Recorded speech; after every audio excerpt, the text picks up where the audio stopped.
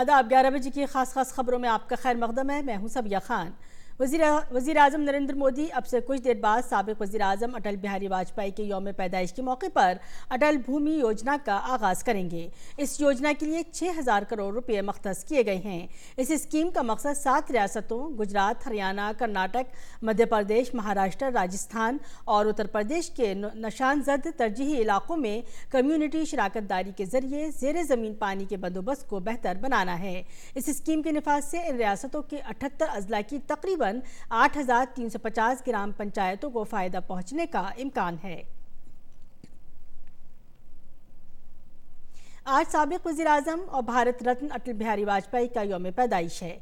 इस दिन को मुल्क भर में अच्छी हुक्मरानी का दिन के तौर पर मनाया जाता है। 2014 में शुरू किए गए अच्छी हुक्मरानी के दिन का मकसद लोगों के दरमियान हुकूमत और हुक्मरानी से मुताल्लिक़ जवाबदेही के तई बेदारी पैदा करना है। इस मुनासिबत से मुल्क भर में मुतअद्दिद प्रोग्राम मुनक़्क़िद किए जाएंगे।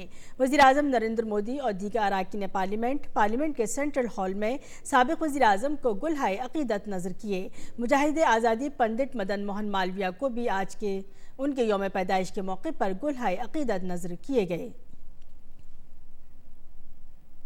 वज़ीर आज़म नरेंद्र मोदी ने साबिक़ वज़ीर आज़म अटल बिहारी वाजपेयी को खराज अक़ीदत पेश करने अटल बिहारी की समाधि सदैव अटल पहुँचे। उनके साथ वज़ीर दाखिला अमित शाह, वज़ीर दिफ़ा राजनाथ सिंह और बीजेपी के कारगुज़ार सदर JP नड्डा और दीगर भी उनके साथ थे। इस मौके पर मुमताज़ गुलकार अनूप जलोटा ने अटल बिहारी वाजपेयी को खराज अक़ीदत पेश करने के लिए एक भजन भी गाया।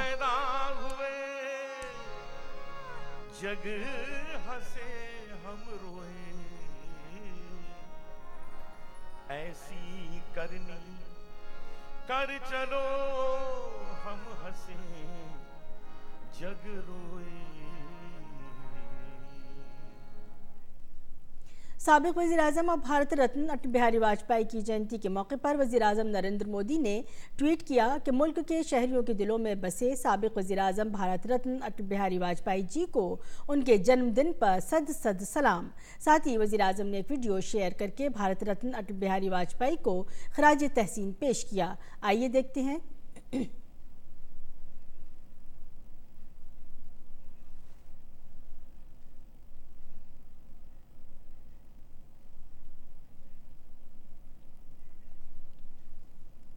झारखंड मुक्ति मोर्चा JMM के कारगुजार सदर हेमंत सोरेन ने झारखंड की गवर्नर द्रौपदी मुर्मू से मुलाकात करके रियासत में हुकूमत साजी का दावा पेश किया है।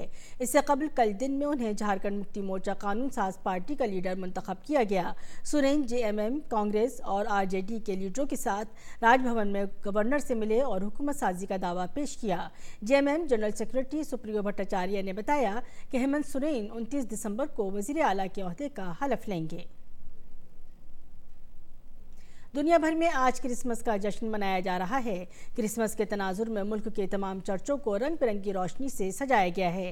कर्नाटक की राजधानी बेंगलुरु के सेंट फ्रांसिस जेवियर कैथेड्रल में मिडनाइट मास का इनकाद किया गया। चेन्नई के सेंट पॉल चर्च में अक़ीदतमंद ईसा मसीह की पैदाइश का जश्न मनाने के लिए पहुंचे।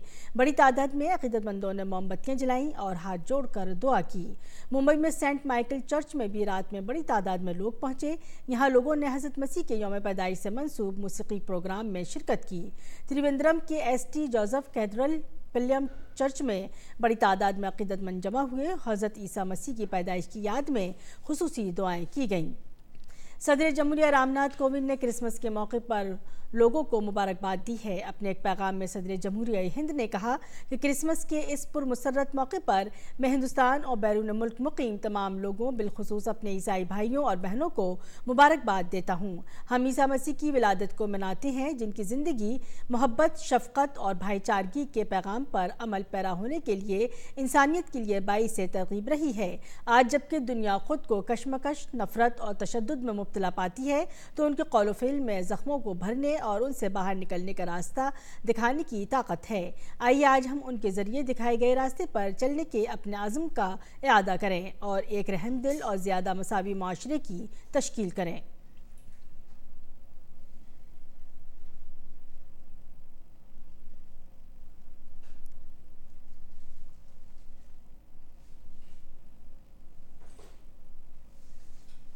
खबरों में इतना ही। इजाज़त दीजिए। आदाब।